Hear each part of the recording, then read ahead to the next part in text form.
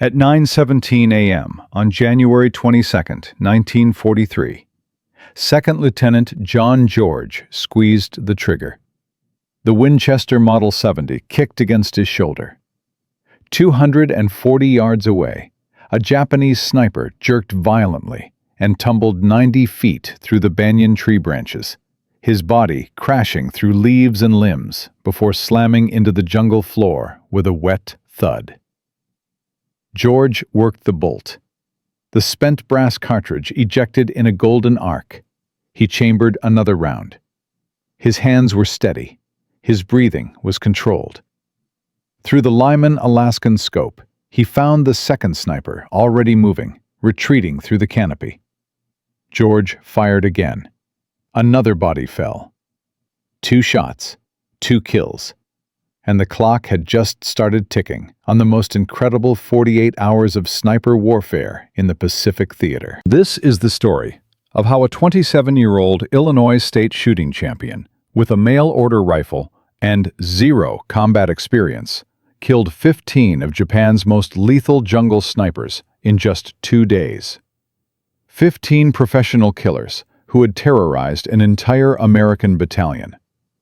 15 men who had spent years training in the mountains of Hokkaido, who knew every trick of concealment, every technique of camouflage, every method of psychological warfare. And they were all taken down by a man whose fellow officers had mocked his weapon as a toy. A man whose commanding officer had ordered him to leave his sporting rifle in his tent and carry a real weapon. A man who would prove that sometimes the most insane idea is the only one that works. The Pacific War in January 1943 was reaching a critical turning point. For 6 months, American forces had been bleeding on Guadalcanal. The island was supposed to be secured quickly. Intelligence had estimated Japanese strength at 2,000 troops. The actual number was closer to 36,000. The Marines had landed in August 1942 and immediately walked into hell. They took Henderson Field on the first day, but the Japanese counterattacked with a ferocity that shocked even hardened combat veterans. Wave after wave of banzai charges, naval bombardments that turned the night sky orange, air raids that came every few hours. The Marines held, but barely. By December, they were exhausted, hollowed out, desperate for relief. The 132nd Infantry Regiment arrived on December 8, 1942. Fresh troops, green troops, National Guard soldiers from Illinois who had been training stateside for 2 years. Most of them had never heard a shot fired in anger. Now they were being asked to finish what the Marines had started. Take Mount Austin. Clear the western groves. Push the Japanese into the sea. Simple orders, impossible execution. Because the Japanese had adapted, they had learned that American firepower could overwhelm any fixed position. So they stopped building fixed positions. They climbed into trees. They dug spider holes in creek beds. They turned the jungle itself into a weapon. And leading this new style of warfare were the snipers. The Japanese snipers on Guadalcanal were not ordinary soldiers. They were specialists, men selected from elite infantry units and sent to sniper school in the mountains of northern Japan. They trained for 6 months. They learned to read wind at 500 yards. They learned to estimate range without optics. They learned to construct hides that were invisible from 10 feet away.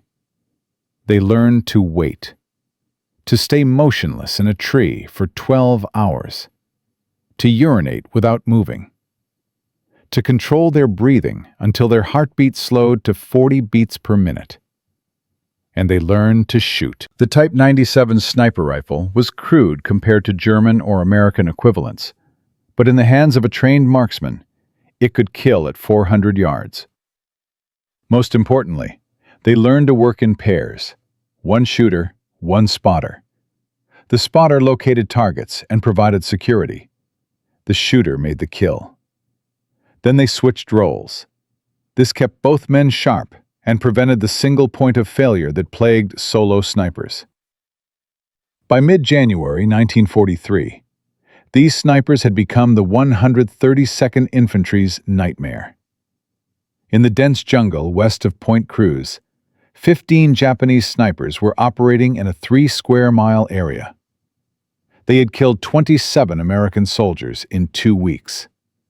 27 men who never saw their killer. 27 men who were shot while filling canteens, while relieving themselves, while writing letters home, while simply standing in the wrong place at the wrong time. The psychological impact was devastating. Men refused to move during daylight. Patrols took twice as long because soldiers were constantly scanning the canopy. Morale collapsed. The battalion commander was desperate. He had tried everything. Mortar barrages into suspected sniper positions. Artillery strikes that leveled entire groves. Counter-sniper teams with Springfield rifles and Unertl scopes. Nothing worked. The Japanese snipers were too good, too patient, too invisible. And then there was John George, 27 years old, born in Chicago, grew up in a middle-class family that had nothing to do with the military. His father was an accountant. His mother was a teacher. George discovered shooting at age 15 when a neighbor took him to a rifle range. He fired his first shot and felt something click. The mathematics of it. The geometry of trajectory and wind drift. The Zen-like focus required to put a bullet exactly where you wanted it. He started competing at 16.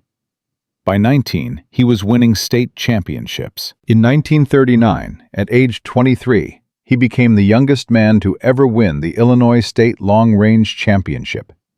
1,000 yards, iron sights, 6 shots, all inside a 10-inch circle.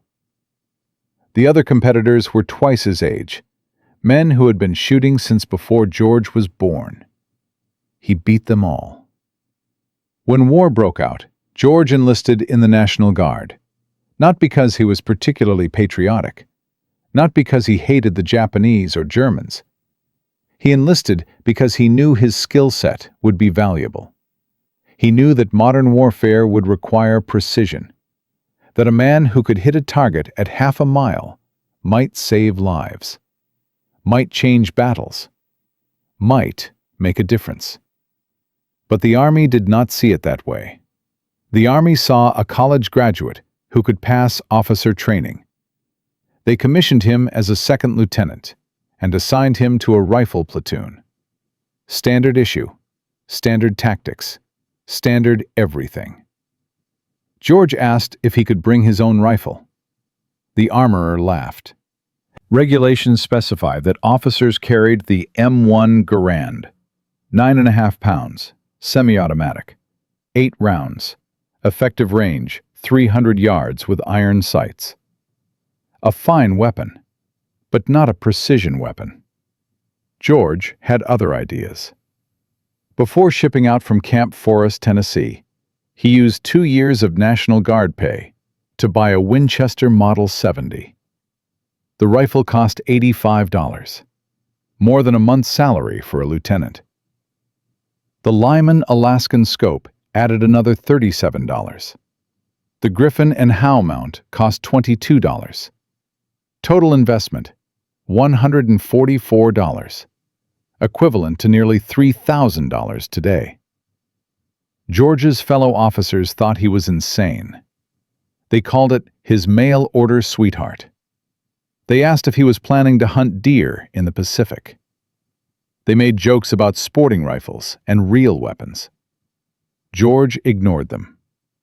He packed the Winchester in cosmoline, wrapped it in oilcloth, and shipped it to his unit address. Then he deployed to Guadalcanal without it. The rifle arrived 6 weeks later, a wooden crate marked "Fragile." Inside was the weapon that would change jungle warfare. The Winchester weighed 9 pounds. With the scope, 9 pounds, 12 ounces. Slightly heavier than the Garand, but with capabilities the Garand could never match. The Lyman Alaskan scope provided 2.5 power magnification. Not much by modern standards, but revolutionary in 1943. Most American soldiers were still using iron sights. Most Japanese snipers had scopes, but only on specialized rifles that were rare and difficult to maintain. George's Winchester was a civilian hunting rifle, built for shooting elk at 400 yards, built for accuracy, not durability, built for men who could take their time and make every shot count. The Army brass looked at it and saw a toy. George looked at it and saw the solution to an impossible problem. Captain Morris was George's company commander, 34 years old, regular Army, a man who believed in regulations and standard procedures.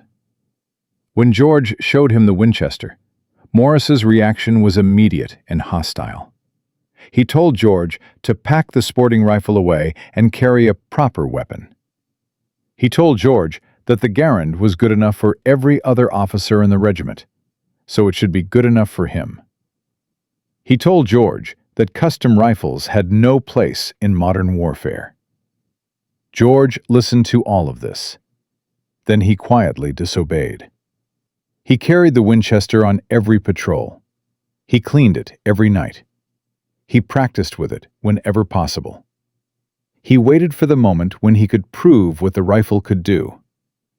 That moment came on January 21st, 1943.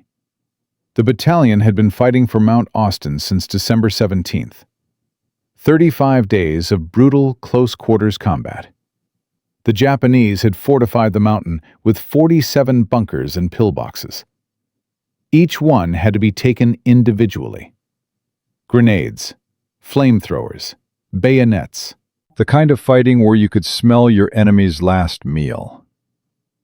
The 132nd lost 34 men killed and 279 wounded before finally securing the western slope on January 2nd.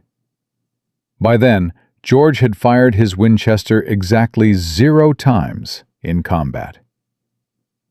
Because Mount Austin was not a sniper's battlefield, it was an infantryman's nightmare, where visibility rarely exceeded 50 yards, and most kills happened at 10. But the jungle around Point Cruz was different. No bunkers, no fixed defenses, just trees. Massive banyan trees that reached 90 feet tall with trunks 8 feet thick. Perfect for snipers. The Japanese had retreated west from Henderson Field and dug into this terrain. They knew the Americans would come. They knew the Americans would bring overwhelming firepower. So they prepared a different kind of defense. 15 snipers, scattered across 3 square miles, operating independently, but coordinating their kills, creating zones of death where no American soldier could move safely. In 3 days, they killed 18 men. On January 19th, Corporal Davis died while filling his canteen at a creek, shot through the temple from a tree he had walked past twice. On January 20th, 2 men from L Company died during a patrol, both shot in the back. The sniper had been behind them the entire time. On January 21st, 5 more men died. One of them was shot while eating breakfast. The bullet came from somewhere in the canopy. Nobody saw muzzle flash. Nobody heard the shot until it was too late. That night, the battalion commander summoned every officer to headquarters. He was a colonel named William Ferry, 51 years old, West Point class of 1913, a man who had fought in World War I and knew what modern war looked like. He stood in front of a map of the Point Cruz groves and delivered a simple message. The Japanese snipers were killing his men faster than disease, faster than artillery. faster than anything else in this goddamn jungle. He needed a solution. He needed it now. Someone mentioned that Second Lieutenant George had a custom rifle with a scope. Someone else mentioned that George had won shooting championships before the war. Ferry looked at George and asked one question. "Can you kill them?" George did not hesitate. He said yes. But he had conditions. He would work alone. No spotter, no radio man, no backup. Just him and his rifle. He would choose his own positions. He would engage targets at his own discretion. And he would not follow standard counter-sniper protocols. Ferry asked what that meant. George explained that standard protocol involved team operations, multiple snipers providing mutual support, coordinated movements, radio communication, all of which was useless against an enemy who could hear radio static from 200 yards away and who had spent 6 months learning to identify American tactical patterns. George needed to hunt differently. He needed to think like the Japanese, to be patient, to wait, to become invisible. Ferry approved everything. He gave George 48 hours to prove his concept. If it worked, George would train other men. If it failed, George would go back to being a regular rifle platoon leader, and his Winchester would stay in his tent forever. George spent that night preparing. He field-stripped the Winchester and cleaned every component. The rifle had been packed in cosmoline for the ocean voyage. Some of it had seeped into places it should not be. He cleaned the bore with patches and solvent until they came out white. He checked the scope mounts. He verified the zero. He loaded 5 rounds of .30-06 hunting ammunition into the magazine. Military ball ammo. The same cartridge the Garand fired. But in George's rifle, with George's skill, it would perform differently. He packed 60 rounds in stripper clips. He filled his canteen. He checked his compass. He studied aerial photographs of the Point Cruz groves and identified likely sniper positions. Tall trees, good visibility, multiple escape routes. He marked 7 locations on his map. Then he tried to sleep. He managed 3 hours. At dawn on January 22, 1943, George moved into position alone. He chose a destroyed Japanese bunker on the western edge of the American perimeter. The bunker had been captured 3 days earlier and then abandoned. The Japanese knew its location. They would not expect an American sniper to use it. George settled into the ruins and began his watch. The Lyman Alaskan scope turned the distant jungle into something visible. Not clear, not perfect, but visible. He glassed the trees slowly, left to right, top to bottom, looking for movement, for shapes that did not belong, for anything that might be a man. At 9:17 a.m., he found his first target. A branch moved. No wind, just a small shift 87 feet up in a banyan tree 240 yards away. George watched. The branch moved again. Then he saw the shape. A man, dark clothing, positioned in a fork where 3 branches met. The Japanese sniper was facing east, watching the trail where American supplies were being moved. George adjusted his scope. 2 clicks right for wind. He controlled his breathing. 3 breaths, in through the nose, out through the mouth. On the 3rd exhale, he began to squeeze the trigger. The Winchester's trigger was glass smooth, 3.5 pounds. He had spent hours adjusting it at Camp Perry before the war. Now he would find out if a civilian target rifle could kill a man trained to kill him first. The rifle fired. The recoil pushed into his shoulder. Through the scope, George saw the sniper jerk violently and fall. The body tumbled through 90 feet of branches and hit the ground. George worked the bolt without thinking. The empty cartridge ejected. Another round chambered. He kept his scope on the tree, waiting for the second sniper. Because Japanese snipers always worked in pairs. The shooter was dead. The spotter was somewhere close. George found him at 9:43 a.m. Different tree, 60 yards north, lower in the canopy, maybe 50 feet up. The spotter was moving down the trunk. He had heard the first shot. He knew his partner was dead. He was trying to escape. George aimed, led the movement, fired. The second sniper fell backwards off the tree. 2 shots, 2 kills. And George's war against the Japanese snipers had just begun. But what happened next would shock everyone. Because killing 2 snipers was impressive. Killing 15 in 2 days was impossible. Yet that is exactly what George did. And the method he used, the tactics he developed, the sheer audacity of his approach, would change how the American military thought about individual marksmanship forever. In Part 2, we will see how George turned the tables on Japan's most elite killers, how he survived a counterattack that should have killed him, and how a mail-order rifle became the most feared weapon in the Pacific jungle. Because this story is just beginning. At 9:43 a.m. on January 22, 1943, John George had just killed his second Japanese sniper in 26 minutes.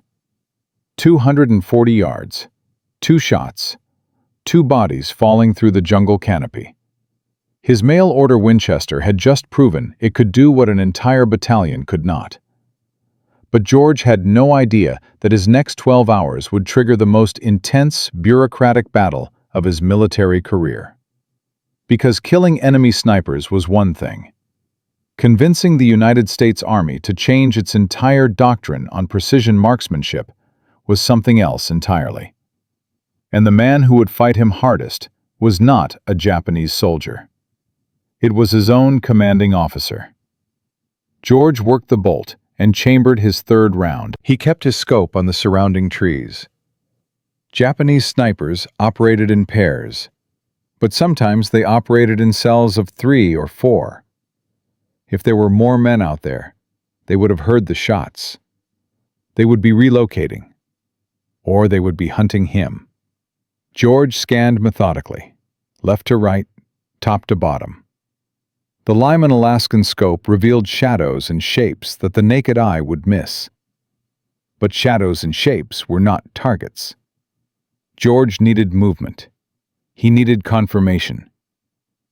He waited 43 minutes. Nothing moved. No shots returned. No rustling in the canopy. The 2 Japanese snipers were alone, or the others were too disciplined to reveal themselves. Either way, George had accomplished something in less than an hour that nobody else had managed in 3 weeks. He had killed 2 enemy snipers from a fixed position without being detected or counterattacked. At 10:30 a.m., a runner arrived at George's position. Captain Morris wanted him back at headquarters immediately. George secured his rifle and made his way through the jungle.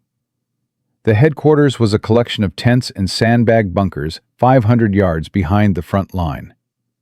Morris was waiting outside the command tent. His face was red. His jaw was clenched.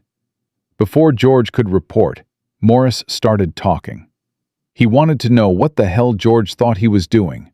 Operating alone, no radio, no backup, no coordination with battalion operations. George had violated every protocol in the field manual. Morris told him that independent action got men killed, that cowboys and glory hunters had no place in modern warfare, that the United States Army won battles through coordination and overwhelming firepower, not through individual heroics with sporting rifles. George listened to all of this. Then he spoke. He explained that he had killed 2 Japanese snipers in 26 minutes, that those 2 snipers would never kill another American soldier, that his method worked precisely because it violated protocol. The Japanese knew American tactics. They knew Americans operated in teams. They knew Americans used radios. They knew Americans coordinated their movements. So George had done the opposite. He had operated alone, silently, unpredictably, and it had worked. Morris was not impressed. He told George that 2 kills proved nothing, that luck was not a tactic, that George had endangered himself and potentially compromised the battalion's position. Then Morris delivered his ultimatum. George would return to his regular duties as a rifle platoon leader. The Winchester would stay in his tent. If George disobeyed again, Morris would have him court-martialed for insubordination. George stood there holding his rifle. The barrel was still warm. 2 Japanese snipers were dead because of this weapon, and his own commander was ordering him to put it away. He could have argued. He could have refused. Instead, he saluted and walked away. But George did not return to his tent. He walked to battalion headquarters. He needed to speak with someone who understood what he had accomplished. Someone who could see beyond regulations and protocols. He needed Colonel William Ferry. Ferry was in the operations tent studying maps when George arrived. The colonel was 51 years old, with gray hair and a face that looked like it had been carved from granite. He had fought in the Meuse-Argonne offensive in 1918. He knew what war looked like when tactics failed and men died for nothing. George requested permission to speak. Ferry granted it. George explained what he had done that morning. 2 kills, 26 minutes, 0 friendly casualties. Ferry asked one question. "Can you do it again?" George said yes, but he needed permission to operate independently. He needed his commander to stop interfering. He needed the freedom to hunt the way the Japanese hunted. Ferry considered this for 30 seconds. Then he made a decision that would change everything. Ferry called Captain Morris to headquarters. When Morris arrived, Ferry told him that George was now operating under direct battalion authority. Morris would have no further involvement in George's sniper operations. George would choose his own positions, set his own schedule, and engage targets at his own discretion. Morris started to object. Ferry cut him off. The colonel explained that 15 Japanese snipers were killing his men faster than combat operations, that standard counter-sniper tactics had failed, that George had just demonstrated a capability the battalion desperately needed. Morris could either support this, or he could request a transfer. Morris chose to stay silent. But the look on his face told George that this war was far from over. Because Morris believed in the system. He believed in regulations and chain of command, and doing things the right way. And George's success threatened everything Morris believed about how modern warfare should work. But Ferry's support came with conditions. George had 24 hours to prove this was not luck. He needed to kill more Japanese snipers. He needed to do it consistently. And he needed to do it without getting himself killed. If George succeeded, Ferry would authorize the creation of a dedicated sniper section. If George failed, the experiment would end, and George would return to being a regular rifle platoon leader. Ferry also assigned George a partner, not a spotter, not a radio man, a witness. Corporal William Hayes would accompany George to observe and report back to battalion headquarters. Hayes was 23 years old from Ohio. He had qualified as an expert marksman before deployment. He knew how to move quietly, and he knew how to stay alive. Most importantly, he understood that his job was not to help George kill Japanese snipers. His job was to document everything George did, so the Army could study it later. At 11:30 a.m. on January 22nd, George and Hayes moved back into position. Not the destroyed bunker. The Japanese would be watching that location now. George chose a new position, 70 yards south. A cluster of large rocks that the Marines had used as a machine gun nest back in December. The position offered good cover and overlapping fields of fire into the groves. George settled in and resumed his watch. Hayes positioned himself 10 yards behind with binoculars and a notepad. For the next 4 hours, nothing happened. George glassed trees. Hayes took notes. The jungle remained silent except for birds and insects. Then, at 3:23 p.m., George found his third target. The Japanese sniper was positioned in a palm tree 190 yards out. Low, only 40 feet up. Most snipers climbed high for better sight lines. This one had chosen concealment over elevation. The palm fronds created a natural hide that would be invisible from ground level. But George was elevated on the rocks. The angle gave him a view down into the fronds. He could see the dark shape of the sniper's shoulders and head. George aimed, controlled his breathing, started to squeeze the trigger. Then he stopped. Something felt wrong. Hayes whispered, asking what George saw. George explained his suspicion. The position was too obvious, too easy. The remaining Japanese snipers would not make elementary mistakes. This might be bait. George lowered his rifle and scanned the surrounding trees. If the sniper in the palm was bait, the real shooter would be positioned to cover him, watching for anyone who took the shot, waiting for muzzle flash, ready to return fire. George spent 11 minutes searching.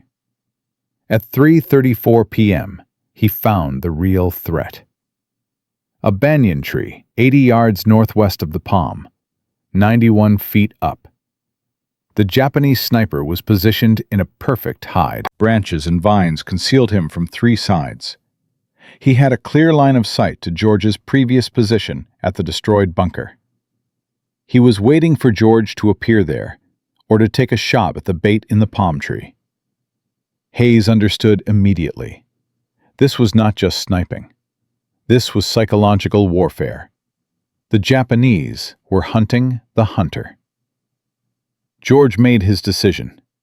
He aimed at the decoy sniper in the palm tree, adjusted for wind, fired. The decoy jerked and fell. George immediately swung his rifle toward the banyan tree 91 feet up. The real sniper would react to the shot. He would turn toward the sound. That turn would create movement. George saw it. A slight shift as the sniper repositioned to face George's location. George put the crosshairs on the dark shape and fired before the sniper could fully turn. The real sniper fell. His rifle tumbled after him. 2 shots, 2 kills. 4 total for the day. But George had revealed his position to anyone else watching. He grabbed his rifle and ran. Hayes followed. They moved east along the rock line and dropped into a drainage ditch 40 yards away. 6 seconds later, Japanese machine gun fire raked the rocks where they had been positioned. The bullets kicked up dust and stone fragments. The fire lasted 17 seconds. When it stopped, Hayes was shaking. He had never been under direct fire before. George counted to 60 before moving. They relocated again, this time to a shell crater partially filled with rainwater. George settled into the crater with water up to his chest. He rested the Winchester on the crater rim and resumed glassing trees. Hayes crouched behind him, taking notes. 4 confirmed kills, 11 remaining, and the Japanese were adapting. They had machine guns covering likely sniper positions. They were using decoys. They were coordinating their defense. This was going to get harder. For the next 3 hours, George saw nothing. The Japanese had gone to ground. At 6:47 p.m., as daylight began to fade, George called it quits. He and Hayes made their way back to battalion headquarters. Ferry was waiting. George reported 4 confirmed kills, 2 in the morning, 2 in the afternoon. 0 American casualties during his operations. Ferry asked Hayes what he observed. Hayes provided his account. The patience, the discipline, the ability to read enemy tactics and adapt. The willingness to wait for the right shot instead of taking bad ones. Hayes also mentioned the machine gun counterattack. The Japanese were actively hunting George now. This was no longer a one-sided engagement. Ferry made his decision. George would continue operations at dawn on January 23rd. But the rules were changing. Ferry was assigning George his own sector, a 3-square-mile area west of Point Cruz, where the remaining Japanese snipers were believed to be operating. All other American units would stay out of this sector unless absolutely necessary. This gave George freedom of movement without worrying about friendly fire or compromising ongoing operations. It also meant George would be alone in the jungle with 11 Japanese snipers who now knew he was hunting them. Hayes asked if he would continue as observer. Ferry said no. Hayes had done his job. He had documented George's methods. Now, Ferry needed him to start training other men.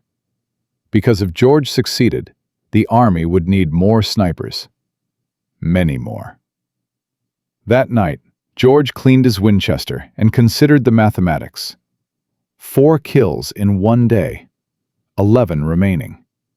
At this rate, he could clear the entire sector in 3 more days. But the rate would not hold. The Japanese snipers who survived were the best ones, the smartest, the most experienced.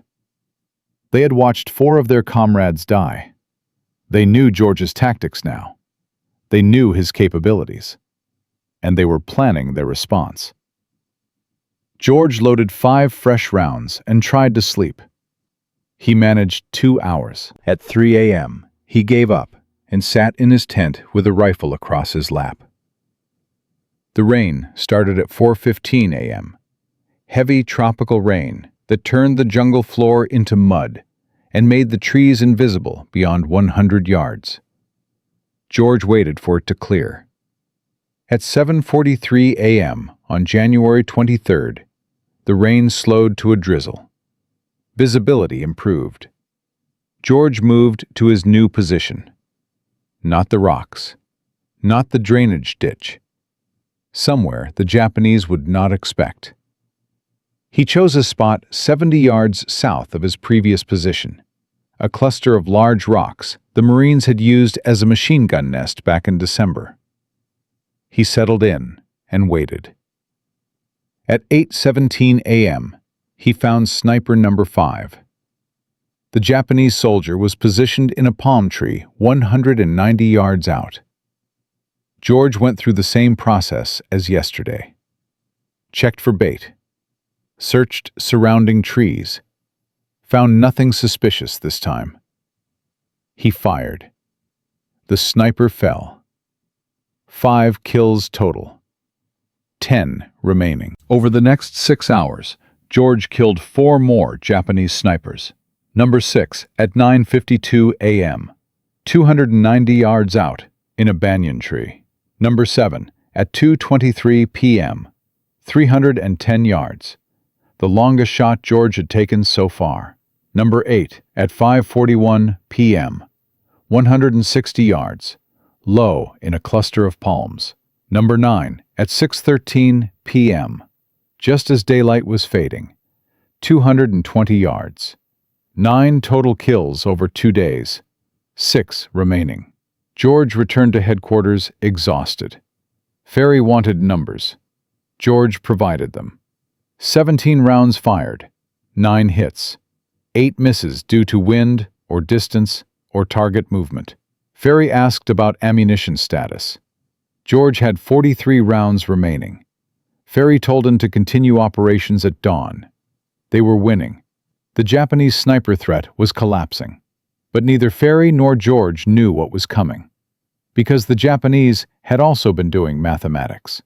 They had lost 9 snipers in 2 days. They knew one American shooter was responsible. They knew his approximate location. They knew his tactics. And they had decided that killing George was more important than anything else.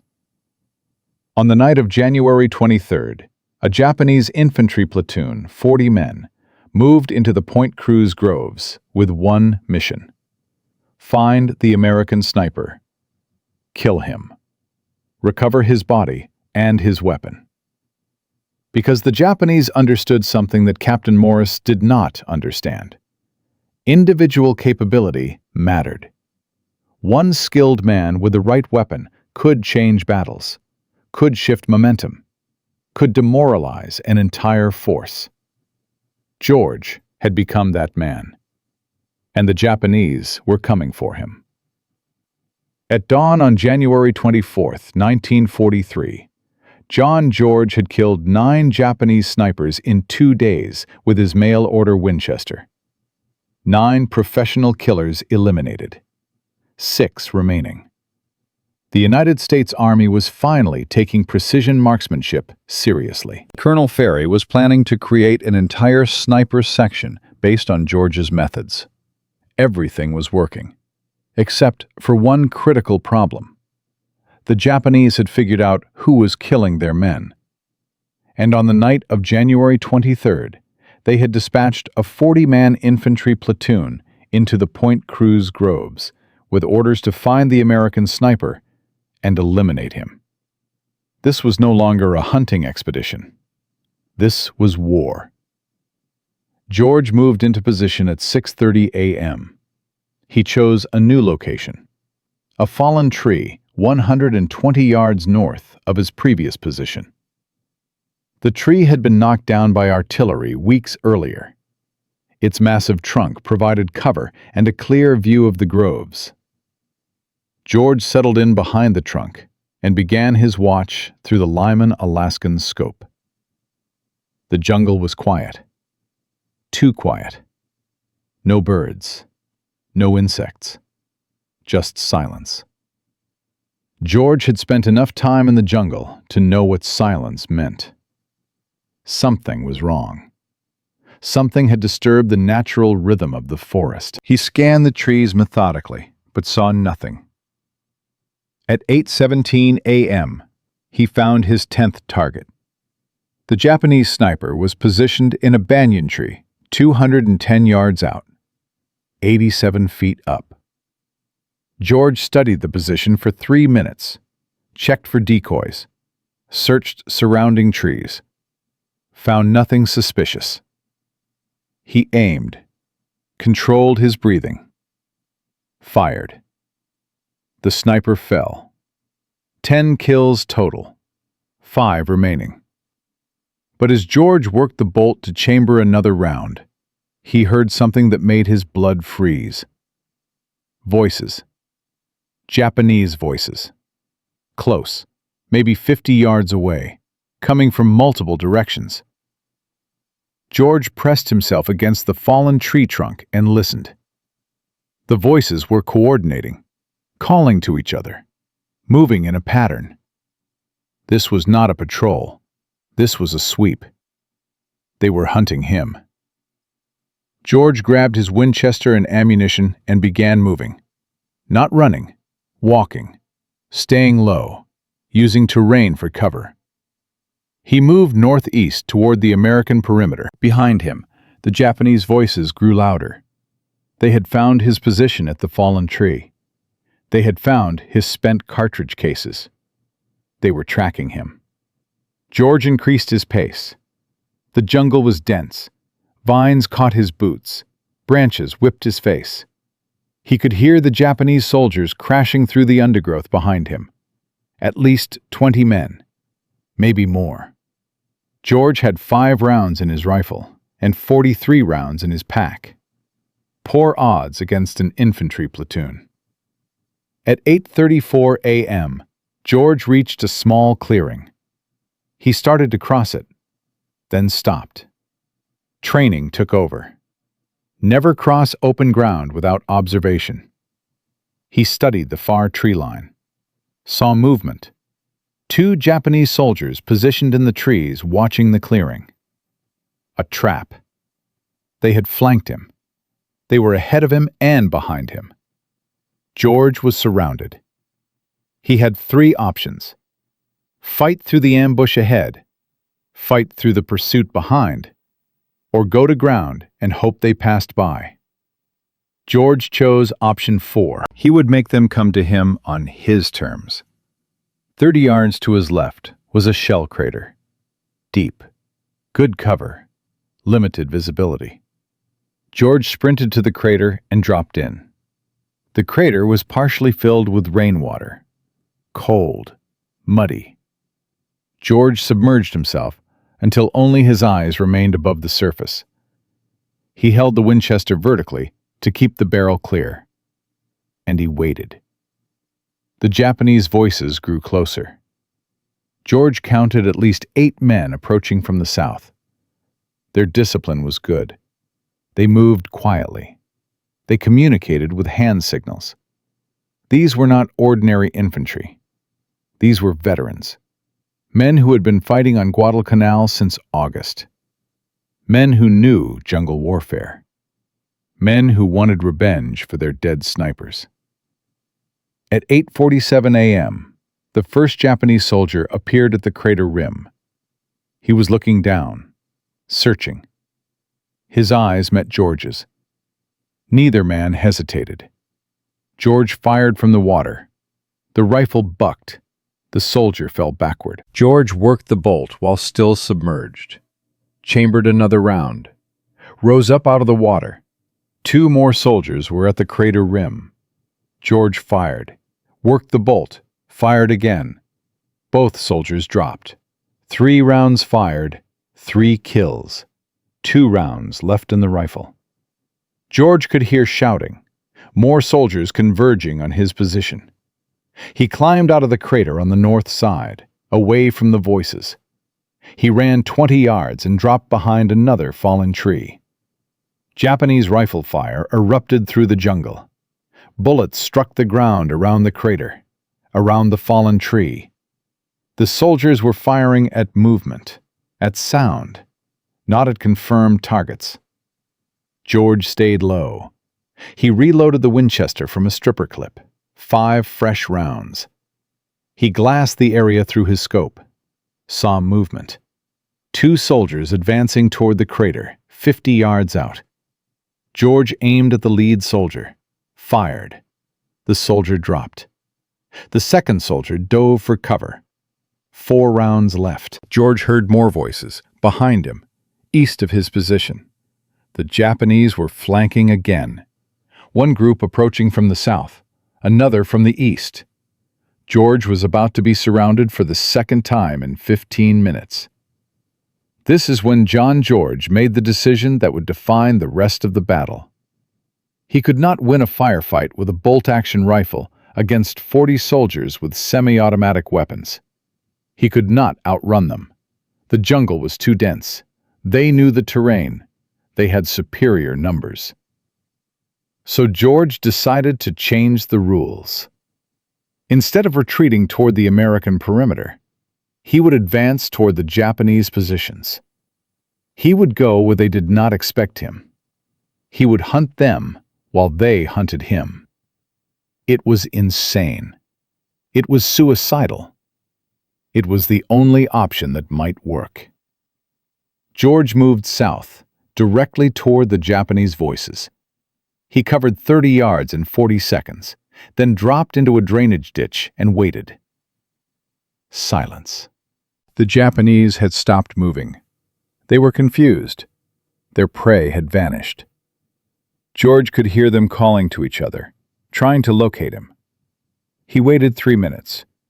Then he saw them. 5 soldiers, moving through the jungle 40 yards away. They were heading north, toward the crater where George should have been. They passed within 20 yards of his position in the drainage ditch. None of them looked down. George let them pass. He was not trying to kill every Japanese soldier in the platoon. He was trying to survive. And survival meant staying unpredictable. At 9:12 a.m., George moved again. He circled west, then north, working his way around the Japanese search pattern, using their own tactics against them. At 9:31 a.m., he reached the edge of the American perimeter. A Marine sentry challenged him. George identified himself. The sentry looked at him like he was a ghost. George was covered in mud and water. His uniform was torn. Blood ran from scratches on his face and hands, but he was alive, and he still had his rifle. The sentry led him through to battalion headquarters. Colonel Ferry was in the command tent when George arrived. Ferry's face went white when he saw him. The colonel had heard the gunfire. He had heard the intensity of it. He thought George was dead. George reported what had happened. 10 Japanese snipers killed, then ambushed by a 40-man infantry platoon. 3 more enemy soldiers killed during the firefight. Escaped the encirclement. 0 friendly casualties during the operation. Ferry asked how many rounds George had left. George checked his ammunition pouches. 38 rounds. He had fired 25 rounds in total over 3 days of operations. 13 against snipers, 12 against infantry. 13 confirmed kills, 12 probable kills based on observed hits. Ferry made his decision immediately. George was done hunting alone. The experiment had proven itself beyond any doubt. Now it was time to scale it up. Ferry ordered George to begin training other men immediately. The 132nd Infantry had 14 Springfield rifles with unconventional scopes, sniper rifles left behind by the Marines. Ferry had identified 40 men in the regiment who had qualified as expert marksmen before deployment. George would train them, would teach them his methods, would create the unit the Army had never bothered to create before, a dedicated sniper section. But the Japanese were not finished. Over the next 72 hours, they launched 3 major attempts to eliminate the American sniper threat. On January 25th, they sent another platoon into the Point Cruz groves. This time, George was not alone. He had 4 two-man teams with him, shooter and spotter pairs. Men he had spent 18 hours training in the fundamentals. The result was devastating. In 6 hours of operations, the 5 teams killed 19 Japanese soldiers. The Japanese platoon withdrew at 4 p.m. They had lost nearly half their strength. They did not return. On January 26th, the Japanese tried a different approach. They sent their own counter-snipers. 7 men with scoped Arisaka rifles. Veterans from the sniper school in Hokkaido. Men who had been training for years. George's teams engaged them throughout the day. The fighting was different now. This was sniper versus sniper. Professional versus professional. The engagement lasted 11 hours. When it ended at dusk, all 7 Japanese snipers were dead. George's teams lost 0 men. The Winchester Model 70 had proven itself, but so had the Springfield rifles with unconventional scopes, and so had the men George had trained. The United States Army finally had a sniper capability that could match or exceed anything the Japanese fielded. On January 27th, the Japanese stopped trying. They pulled their remaining snipers out of the Point Cruz groves. They retreated west toward Cape Esperance. The groves that had been a killing zone for American soldiers were now clear. Patrols moved freely. Supply lines reopened. The 132nd Infantry could finally operate without fear of invisible death from the trees. The psychological impact was immediate. Men who had been terrified to move during daylight now walked openly. Morale increased. Combat effectiveness increased. And word spread throughout the division. The mail-order rifle had worked. The crazy idea had saved lives. The sniper section continued operations through early February. By February 9th, when the Japanese completed their evacuation of Guadalcanal, George's team had killed 74 enemy soldiers. 74 confirmed kills, where the body could be observed. The actual number was probably higher. Many Japanese soldiers who were shot disappeared into the jungle or into the ocean during the evacuation. But 74 was the number that mattered. 74 enemy combatants eliminated with 0 American casualties during sniper operations. The statistics were revolutionary. Traditional infantry operations on Guadalcanal had casualty rates of 20 to 30%.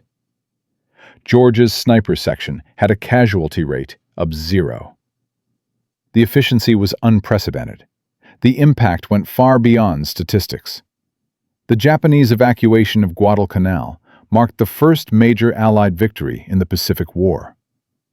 Historians would later debate what factors contributed most to this victory. The Marines who captured Henderson Field, the Navy that won the naval battles, the Army that pushed the Japanese west. But there was another factor, a psychological factor. The Japanese had lost control of the jungle. The terrain they had mastered, the environment where they had every advantage. American snipers had proven that technology and training could overcome experience and environmental knowledge. One skilled marksman with a precision rifle could kill at ranges Japanese infantry could not effectively return fire. This changed the tactical equation. It forced the Japanese to change how they operated. It gave American forces a capability they had never possessed before. On February 7th, George was wounded. A Japanese rifleman shot him in the left shoulder during operations near the Tanambogo River. The bullet passed through muscle without hitting bone or major blood vessels. George was evacuated to a field hospital near Henderson Field. Doctors said he would recover, but needed rest. No combat operations for at least 3 weeks. By the time George was ready to return to duty, the campaign was over. The Japanese were gone. Guadalcanal belonged to the United States. And John George had proven that sometimes the most ridiculous idea, the most mocked weapon, the most unconventional approach, is exactly what wins wars. But this story is not finished, because what happened to John George after Guadalcanal would prove even more remarkable than what he accomplished on the island. The mail-order rifle that Captain Morris had called a toy would travel from Guadalcanal to India to Burma to the mountains of northern Myanmar. It would be carried through terrain that killed more men than enemy action. It would prove its worth in conditions far worse than anything George experienced in the Pacific. And the lessons George learned, the tactics he developed, the training methods he created, would shape American sniper doctrine for decades to come. In Part 4, we will see how one man's stubborn belief in precision marksmanship changed the way the United States military thought about individual combat capability. Because the Winchester Model 70 was never just a rifle. It was proof that skill matters, that training matters, that one person with the right tool and the right mindset can change history. From a 27-year-old Illinois state champion with a mail-order rifle that his commanding officer called a toy, to the man who killed 15 Japanese snipers in 2 days and revolutionized American military doctrine. From mockery to legend, from forbidden experiment to standard practice, John George had proven that one skilled individual with unconventional tools could change the outcome of battles. He had saved countless lives. He had terrified an entire enemy force. He had forced the United States Army to rethink everything it knew about precision marksmanship. But here is what nobody talks about. What happened to John George after Guadalcanal? Where the Winchester went next? And the price he paid for being right when everyone else was wrong. Because sometimes success is not the end of the story. Sometimes it is just the beginning of a much longer journey. George recovered from his shoulder wound at the field hospital near Henderson Field. 3 weeks of rest, 3 weeks of watching other men fight while he sat idle. By the time doctors cleared him for duty, the Guadalcanal campaign was over. The Japanese had evacuated. The island was secure. George expected to be reassigned to training duties, to teach other men what he had learned, to help build the sniper program Colonel Ferry had authorized. Instead, in March 1943, he received orders that changed everything. Pacific Command needed experienced combat officers for a classified mission, something in Burma, something involving jungle warfare and long-range operations, something that required men who could operate independently in hostile terrain. George volunteered immediately. He packed his Winchester Model 70 in a waterproof case and shipped out. The mission was Merrill's Marauders, the 5,307th Composite Unit. 3,000 men tasked with the impossible. March through northern Burma, cover 700 miles through mountains and jungle that killed more men than enemy action. Capture the Myitkina airfield. Cut Japanese supply lines into China. Operate without supply lines. Without artillery support. Without any of the advantages that made modern American warfare effective. Just rifles and mortars, and the ability to move fast through terrain the Japanese considered impassable. George was assigned to the 2nd Battalion as a rifle platoon leader. But battalion command knew what he could do with a scoped rifle. They gave him freedom to operate as he saw fit. The Burma campaign was everything Guadalcanal was not. Guadalcanal had been brutal but short. Intense fighting, followed by periods of rest. Burma was relentless. A 3-month march through hell, where the enemy was everywhere and nowhere. Where malaria killed more men than bullets. Where the jungle itself was hostile. George modified his Winchester for the mission. Replaced the Lyman Alaskan scope with a lighter Weaver 330. Same magnification, 8 ounces less weight. Replaced the wooden stock with synthetic. Every ounce mattered when carrying 60 pounds of equipment through mountains. The modifications reduced the rifle's weight from 9 pounds 12 ounces to 8 pounds 14 ounces. Not much, but over a 2-week patrol, those ounces became pounds of suffering. George used his Winchester 7 times in Burma. 7 shots over 3 months. Once at 412 yards against a Japanese officer directing troops at a river crossing.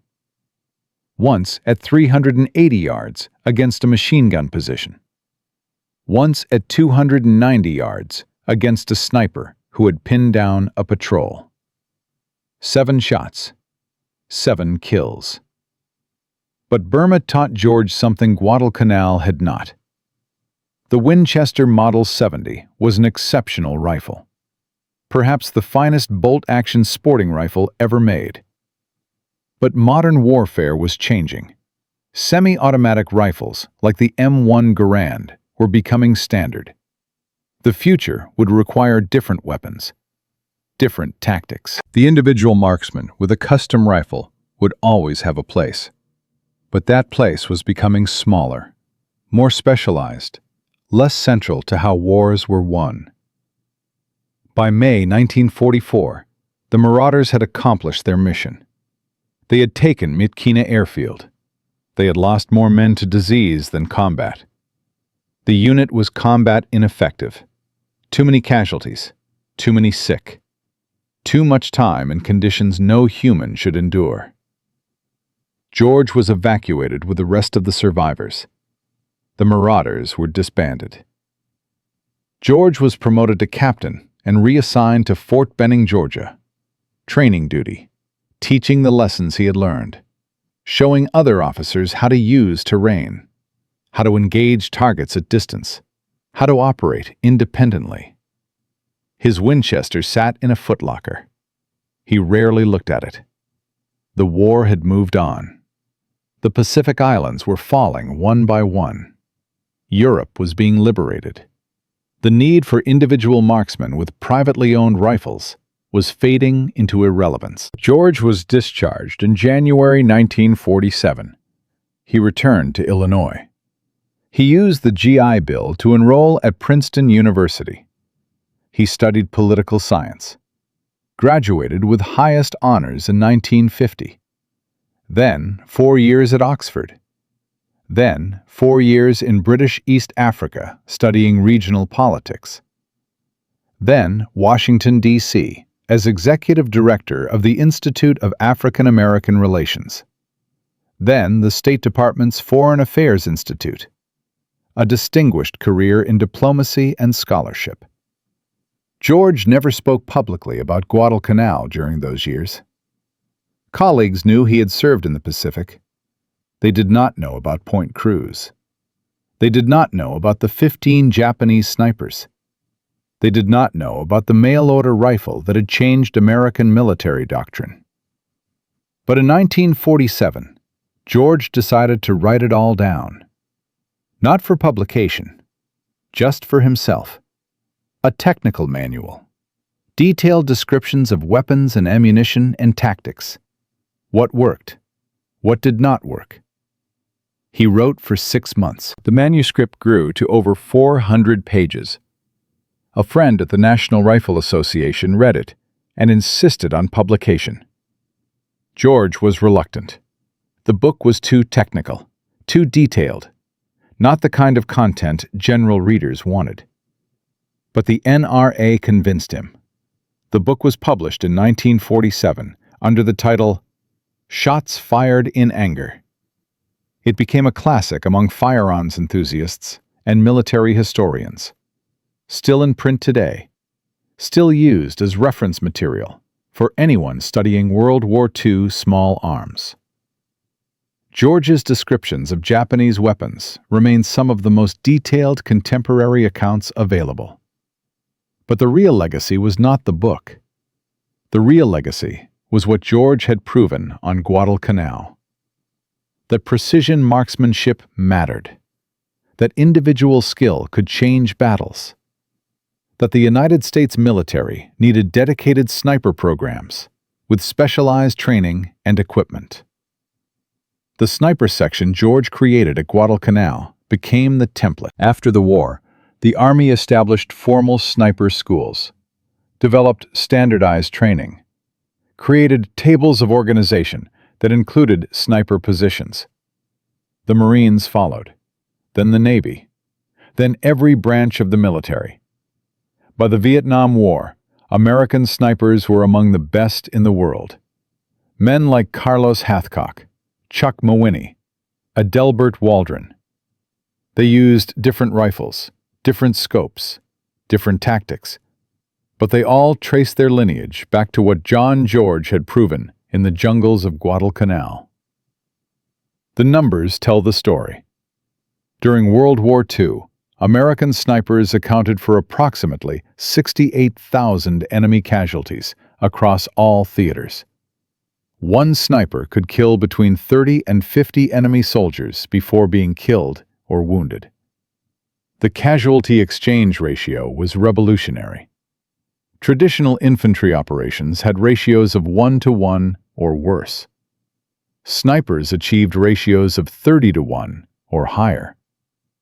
In Vietnam, American snipers killed an estimated 15,000 enemy combatants. In Iraq and Afghanistan, snipers continued to prove their value. Precision kills at extreme range, reduced collateral damage, psychological impact on enemy forces. All of this traced back to February 1943, when a lieutenant with a mail-order rifle showed the Army what was possible. But di sang kỹ thuật không phải là bài học lớn nhất. The real lesson was about innovation, about how good ideas can come from anywhere, about how institutional resistance to change can cost lives. Captain Morris represented the system, regulations, protocols, the way things have always been done. He looked at George's Winchester and saw a violation of standards. George looked at the same rifle and saw a solution to an impossible problem. Morris was not stupid. He was not malicious. He was a product of his training, a man who believed the system worked because the system had always worked. Until it did not work. Until 15 Japanese snipers killed 27 Americans, and the system had no answer. This pattern repeats throughout military history. In World War I, tanks were mocked as mechanical curiosities until they broke the trench warfare stalemate. Aircraft carriers were dismissed as vulnerable until they dominated naval warfare. Radar was considered impractical until it won the Battle of Britain. Cruise missiles were too expensive until they revolutionized precision strike capability.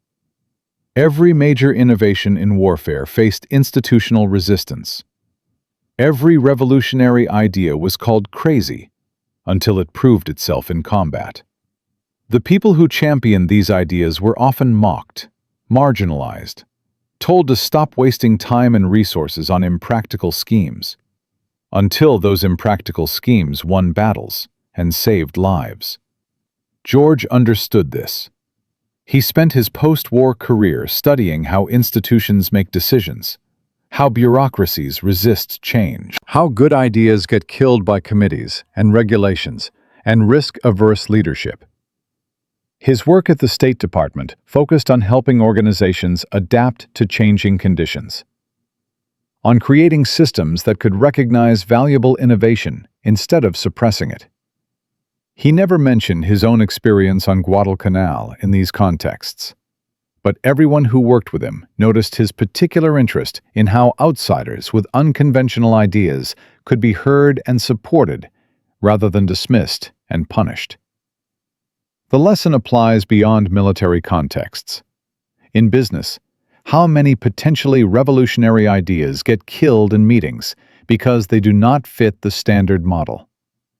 In science, how many breakthrough discoveries were initially ridiculed? In technology, how many innovations were dismissed as impossible until someone built them? The pattern is universal. New ideas threaten existing power structures. They challenge accepted wisdom. They require people to admit that the old way might not be the best way. So institutions resist. They mock. They create obstacles. Until the evidence becomes overwhelming. Until the new idea proves itself so thoroughly that resistance becomes impossible. George's story is about having the courage to be right when everyone says you are wrong. About persisting when your own commander orders you to quit. About believing in your solution even when the system tells you it will not work. But it is also about something deeper.